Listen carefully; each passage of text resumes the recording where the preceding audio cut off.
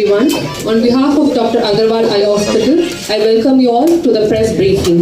We have with us Dr. Soundari S., Regional Head Clinical Service, Dr. Agarwal Eye Hospital, Dr. Susan Jacob, Director and Chief, Dr. Agarwal's Refractive and Cornea Foundation, Dr. Manoj Khatri, Clinical Head, Head of the Department Retina. To restore sight is to reopen a world. Here, Dr. Agarwal Eye Hospital restores clarity, confidence to millions, bringing light back into lives across the globe. Dr. Susan Jacob had done one such surgery. I now leave it to our team of experts. So, thanks for coming here. So, எல்லாருக்கும் தெரியும் கண் எவ்வளவு important, பார்வை எவ்வளவு இம்பார்ட்டன்ட்ன்றது எல்லாருக்குமே தெரியும். பார்வை இல்லாம நம்மளால ஒரு 5 நிமிஷம் கூட இருக்க முடியாது. ஸோ பிறந்ததுலேருந்து பார்வை இல்லாத இருக்கிறவங்களுக்கு அட்லீஸ்ட் அவங்க முதல்ல இருந்தே எதையும் பார்த்ததில்லை, they'll get adopted to it. அவங்களுக்கு அதுவே பழக்கமாயிடும். இப்போ எல்லாமே பார்த்துட்டு இருக்கிறவங்க சடனாக அவங்களால பார்க்க முடியலன்னா எவ்வளோ கஷ்டன்றது அவங்க IOL. ஸோ இந்த IOL டாக்டர் சூசன் ஜேக்கப் அந்த பேஷண்ட்டுக்கு பண்ணி இந்த பேஷண்ட் இப்போ நல்லா நடமாடுறாங்க. ப்ராபப்ளி இன்னும் கொஞ்ச நாளில் அவங்க கிளினிக்கில் அவங்க பேஷண்ட்ஸ் பார்க்க ஆரம்பிச்சிடுவாங்க. So I invite Dr. Susan to talk about 5FIOL. Thank you everyone. எல்லாருக்குமே வந்ததுக்கு ரொம்ப நன்றி. இது டாக்டர் சௌத்ரி சொன்ன மாதிரி இந்த பேஷண்ட் ஒரு ஆக்டிவ்லி ப்ராக்டிசிங் டாக்டர். 1.5 years முன்னாடி வரைக்கும் எல்லாருமே பண்ணிட்டு இருந்தாங்க. திடீர்னு அவங்க ரொம்ப நாளாவே ட்ரீட்மெண்ட் எடுத்துட்டு இருந்தாங்க. அதுக்கு முன்னாடி 10 வருஷமா ட்ரீட்மெண்ட் எடுத்துட்டு இருந்தாங்க. பட் ஒரு 1.5 years அவங்களுக்கு எதுவுமே பண்ண முடியல. ஸோ இப்போ அவங்க நம்ம ஹாஸ்பிட்டல் நிறைய இடத்துல போய் எல்லாமே பண்ணி எதுவுமே பண்ண முடியாதுன்னு சொல்லி இருக்கிற ஒரு ஸ்டேட்ல தான் அவங்களுக்கு நிறைய ப்ராப்ளம்ஸ் இருக்கு. கிளாக்கோமா இருக்கு, கார்னியா வைட்டா இருக்கு, ரெட்னா விட்ரியஸ்ல ப்ராப்ளம்ஸ் இருக்கு, நிறைய இஷ்யூஸ் இருக்கு. பட் மெயின் கல்பிரிட் என்னன்னா அவங்களுக்கு லென்ஸ் இடத்துல இல்லை. அது பின்னாடியில இருந்து ப்ரெஷர் வர்றதுனால ஃப்ரண்ட்ல போய் தள்ளி இருக்குது. தள்ளி இருந்துட்டு கார்னியா கருவிழிக்கும் ஐரிஸ் பாப்பாக்கும் எல்லாமே ஒட்டி எல்லாமே ஒரு சாலிட் ஒரு மாஸ் மாதிரி ஆயிருக்குது.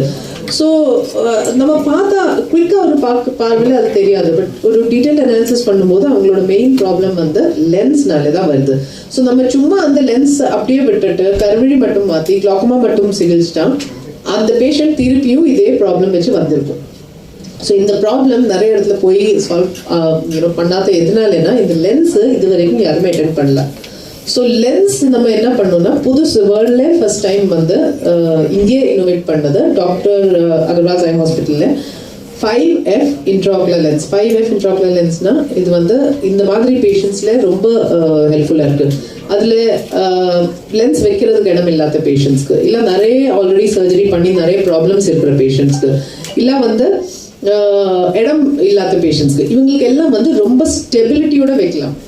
இதுல வேற ஃபிளாப்ஸ், க்ளூ, இல்ல ஃபிளாஞ்சஸ் இந்த மாதிரி எதுவுமே பண்ணாம ஸ்டேபிள் லென்ஸ் அதே இடத்துல கரெக்டா கண்ணில் இருக்க வேண்டிய இருக்கிற இடத்துல சுத்தமா நவராம இருக்கும் அந்த லென்ஸ். அதுதான் மெயின் இஷ்யூ. ஸோ இந்த பேஷண்ட்ல மெயின் ப்ராப்ளம்னா லென்ஸ் வாஸ் மூவிங், அது ஃப்ரண்ட்ல போய் ஒட்டிட்டு இருந்தது. இந்த டெக்னிக் வச்சு அவங்களுக்கு அந்த லென்ஸ் ராக் சாலிடா இருக்குது. இதோட சேர்த்து வாட் வி டிட் இஸ் அந்த பேஷண்டோட ஐரிஸ் கருவிழி எல்லாமே ஒட்டி இருந்தது பண்ணி அது எதுவுமே டேமேஜ் பண்ணாம அது கொஞ்சம் இது டிஷ்யூஸ் கண்ணில் ரொம்ப டெலிகேட்டா இருக்கும். So layer by layer decide பண்ணி செப்பரேட் பண்ணிட்டு அது எல்லாமே அதோட லெவல்ல வச்சுட்டு கருவிழியும் மாத்திருக்கும். So patient first pre operatively எதுவுமே பார்க்க முடியாத பேஷண்ட். நான் நெக்ஸ்ட் டே என்னோட ரூம்ல போறேன். அவங்க correctly she came walking into my room. தனியா எதுவும் ஹெல்ப் இல்லாம நடந்து உள்ள வந்தாங்க, which was a great thing. Patient already 6:24. She has gone back to Bombay and what we are அது கண்ணாடி இல்லாம இருக்கிற vision. So what we are expecting is இன்னொரு ஹீலிங் ஆகி இன்னும் கொஞ்சம் கண்ணாடி எல்லாம் கொடுக்கும்போது டெஃபினெட்லி அவங்களோட விஷன் அவங்க திருப்பியும் போய் ப்ராக்டிஸ்ல பண்ற மாதிரி அளவுக்கு வந்துடணும். She was so சுத்தமா நடக்காம இருக்கிற ஆள்லேருந்து not only made her mobile அந்த இண்டிபெண்டன்ஸ் மட்டும் கொடுக்கல, பட் ஆக்சுவலி ப்ரொஃபஷனலி திருப்பியும் சொசைட்டிக்கு கான்ட்ரிபியூட் பண்ற ஒரு அளவுக்கு she has been able to come because of this new technique 5FIOL. அதனால இந்த ஸ்டெபிலிட்டி வந்தது. ஸோ ஜஸ்ட் ஒரு குயிக்கா காட்டுறேன் சொல்லிட்டு அவங்க சொன்னாங்க. ஸோ ஒரு அட்லீஸ்ட் ஸோ அவங்க not only Bombay, she has travelled around the country actually surgeries பண்ணுறது. பிகாஸ் பீயிங் அ டாக்டர் அவங்களுக்கு she did not want to give up their occupation. அவங்க பண்ணது இருக்கிறதுனால அவங்க எல்லா இடத்துலையும் போயிருக்காங்க. கிளாக்கோமா சர்ஜரி நிறைய தடவை பண்ணியிருக்காங்க, கேட்ராக்ட் பண்ணியிருக்காங்க, லென்ஸ் வச்சிருக்காங்க. ஸோ ஒரு கண்ணில் அட்லீஸ்ட் 3 to 4 times ஆப்ரேட் பண்ணியிருக்குது. பட் வந்து அந்த லென்ஸ் பொசிஷன் ஐடென்டிஃபிகேஷன் அதுதான் மெயின் ஆகுது ப்ராப்ளம். ஸோ அது பண்ணிட்டு மற்ற லேயர்ஸும் மற்ற ப்ராப்ளம்ஸும் நாங்கள் சால்வ் பண்ணோம். பட் மெயின் அந்த கல்பிரிட் நம்ம எப்போ வரைக்கும் சரி பண்ண முடியாது, அது வரைக்கும் ப்ராப்ளம் போயிட்டு தான் இருக்கும், சரியாகாது. See, previously identified or not identified, but that lens வந்து எடுத்துட்டு அது கரெக்டா இருக்கிற இடத்துல வைக்கணும்.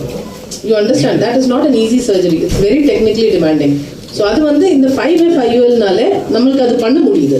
So that is the advantage of this technique. Because lens இருந்தது, பேக்ல தான் இருந்தது, பட் தள்ளி போயிட்டு இருந்தது. It was going on constantly being pushed forward. அந்த disadvantage போயிடுச்சு. IOL இருக்கிறது என்னன்னா, பேஷண்ட் வந்து லென்ஸ்னால தான் ப்ராப்ளம் எல்லாமே இருந்தது. லென்ஸ் ஃப்ரண்ட்ல மூவ் ஆயிட்டு மத்த கார்னியா, கிளாக்கோமா, ஐரஸ் எல்லா லேயர்ஸ்லயும் டேமேஜ் ஆகி அந்த லென்ஸ் இடத்துல இல்லாததுனால இந்த இஷ்யூஸ் எல்லாம் வந்துட்டு இருந்தது.